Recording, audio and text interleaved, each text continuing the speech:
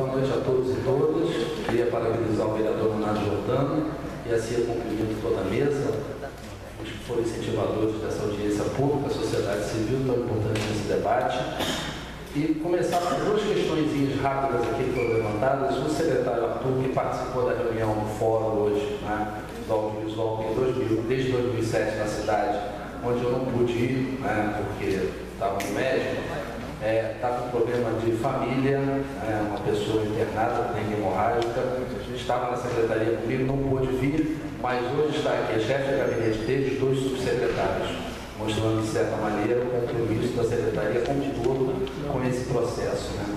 Dizer também que a questão do Conselho ser deliberativo, isto está na mão da sociedade civil, o debate está iniciado, você tem o fórum de audiovisual, você tem as câmaras setoriais, essa é uma secretaria que não tem se calado na interlocução com a sociedade, mesmo que não vá o presidente, não vá o secretário, vira e mexe, o secretário tem ido, mas o subsecretário, o superintendente, todos têm autonomia para falar, para representar. Então nós abrimos uma interlocução inédita com a sociedade, não é?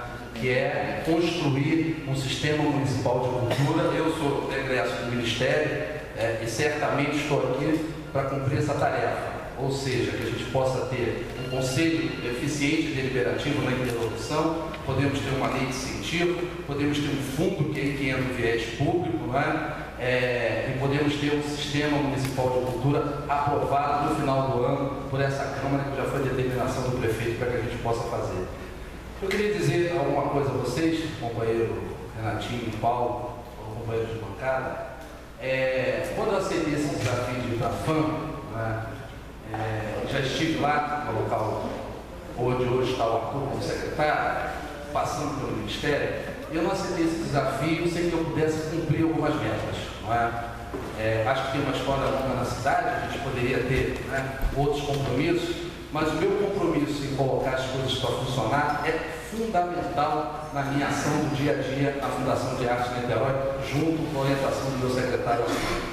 Então, esta interlocução que a gente está criando, ela só vem a fortalecer as nossas ideias, porque ninguém é dono da verdade ou absolutamente sabe tudo. Nós iniciamos um processo de aprendizado, como o Marcos falou.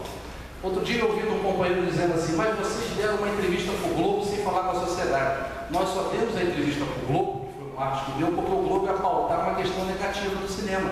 Porque nós pegamos inúmeros espaços problemáticos, espaços grandes que demandam volume de investimentos e que nós vamos resolvê-los todos esse ano. Nós vamos resolvê-los todos em conjunto, no debate com a sociedade, com coisas que vocês desejam, com coisas que vocês não vão conseguir colocar em prática. Eu também vou desejar muita coisa que eu não vou conseguir colocar em prática.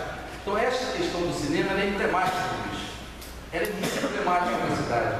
O pior prejuízo que a gente tem é um prédio daquele que eu disse outro dia na interlocução com o Santeiro, ele falou, um prédio único no Brasil, que comporta uma magnitude de salas, né, que pode ter um espaço de um centro de memória, um espaço de museu, por mais que a gente não tenha, né, na edificação dele esse objetivo, mas aí está o espaço público na discussão com a Universidade Federal, com a sociedade civil, uma intervenção pública, por mais que ele não tenha sido arquitetado para isso, nós estamos abrindo essa interlocução para que possamos agora assimilar da sociedade civil uma compreensão melhor do que será o Centro Petrobras de Cinema, que já foi Museu BR, rompeu o contrato, depois foi Centro Petrobras, o governo Jorge, vereador Paulo, rompeu o contrato com a Petrobras, continuou a obra, fez as modificações aonde ali em cima, como o Marcos falou, era um restaurante, que já não está na nossa mira de alça, no nosso objetivo. O Jornal Globo deixou sair que seria um restaurante. Isto é uma falácia, não é? Vamos ter que unir aquele espaço com um espaço que possa ser, né, pensar todos nós em conjunto, comercial, mas também um espaço conceitual, um espaço onde a gente possa ter uma interlocução com os atores da cidade, mas a gente está num paradigma, numa contradição, não é? Não há dinheiro na prefeitura e não há dinheiro no mercado. Como foi falado aqui a SAF, aqui a gente tem o Silvio Darim, cineasta, queria agradecer a presença dele, já foi secretário da SAF, talvez o mais brilhante, né, DT? Secretário da SAF, na gestão do Ministério da Cultura, não é? na interlocução com a SAB, ou na interlocução com meus companheiros de trabalho fora do Ancine, né, uma dificuldade muito grande do poder público fazer um investimento no espaço, não só fazer um investimento no espaço, manter um espaço de cinema. Nós estamos falando, vereador Henrique, na casa de 15 milhões no mínimo. Então, como é que a gente pega essa expertise do mercado e faz com que ele tenha um viés público? Ora, você não vai sufocar o mercado completamente, mas isso que a gente vai ter que construir.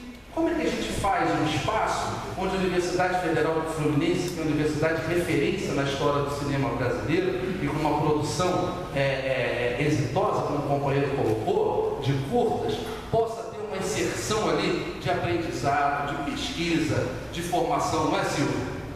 Então esta é a discussão que a gente está iniciando agora. Ninguém veio aqui de fórmula própria nenhuma. Nós só, esses meses todos, aprendemos a duras penas, e diga-se passagem, muito mais o Marcos do que eu, porque, de certa maneira, a FAM tem outros espaços de cultura que a gente tem que lidar. Eu tenho que abrir o teatro popular, eu tenho que lidar com atividades de rua, eu tenho que botar agora 300 mil numa atividade na comunidade do Maquinho, que o prefeito liberou. Então, a gente tem um volume de coisas, e nesse volume se encontra o Centro Petrobras de Cinema. Eu queria que vocês refletissem. O funcionamento do Centro Petrobras de Cinema não é pouca coisa, dependendo do conceito que a gente venha a ter dele. É muita coisa, inclusive, para uma área que se encontra degradada, que é a área de São Domingos. A organicidade do espaço daquele ali obrigará necessariamente que toda aquela área se organize, independente de quem venha utilizá-lo, independente de que parceria venha a ter, pela magnitude dele, pelo volume dele. Então eu queria resumir dizendo para vocês o seguinte, né? Às vezes o bom é inimigo do ódio. Eu sou igual a Marcos, sou um cinéfilo. Gostaria que ele passasse o coração do Botequim o tempo inteiro ali. Agora, como é que a gente faz para ter um espaço daquele funcionando da melhor maneira possível? Porque hoje eu digo, o orçamento que a gente tem é impossível manter o espaço daquele ali. Mas como é que a gente faz para que ele possa ser o mais democrático possível? Para que ele, Jordão, possa ter interlocução com a sociedade? Para que a universidade que tem um conhecimento acumulado venha refletir através de um centro de memória, se quiser chamar de museu, não importa, que chame, um espaço que aí sim, esse é totalmente público. Como é que ele vai ter interlocução com os setores organizados da sociedade? E como é que esse debate que a gente está fazendo esse ano importante na sociedade de Niterói, que vai culminar numa conferência, que vai culminar no sistema de cultura, insere dentro desse processo o debate também do Centro Petrobras de Cinema. Porque se nós vamos ter um fundo, este fundo é o fundo da cidadania. Mercado é lei.